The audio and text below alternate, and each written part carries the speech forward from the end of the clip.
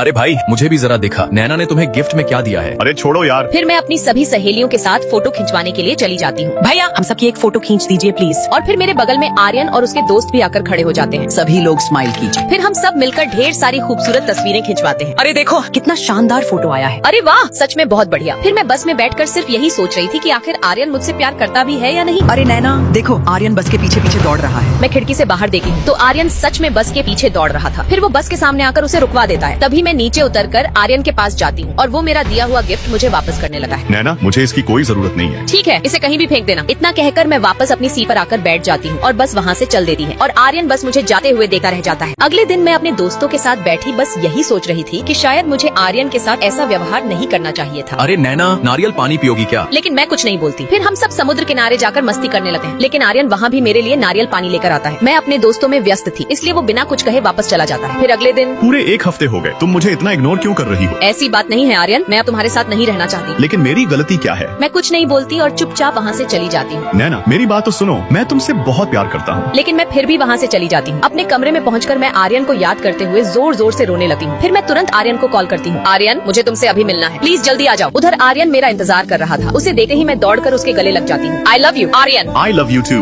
नैना। इतना कहते ही आर्यन मुझे प्यार से किस कर देता है और मैं भी उसके प्यार में खो जाती हूँ। अगले दिन मैं हाथों में फूल लेकर आर्यन के पास पहुँच जाती हूँ। फिर आर्यन मेरा हाथ पकड़कर मुझे स्टेज पर ले जाता है और मुझसे एक वादा करता है। नैना, will you marry me? Yes, I will marry you। और फिर आर्यन बड़े प्यार से मेरी उंगली में रिंग पहना देता है। ये देखकर वहाँ मौजूद सभी लोग जोर जोर से तालियां बजाने लगते हैं। इसके बाद हमारी शादी हो जाती है और फिर हम दोनों शादी की ढेर सारी खूबसूरत तस्वीरें खिंचवाते हैं। दोस्तों, ये एपिसोड यही खत्म होता है। मिलते हैं अगले कोई और नई स्टोरी के साथ। तब तक के लिए चैनल को सब्सक्राइब जरूर कर लीजिए।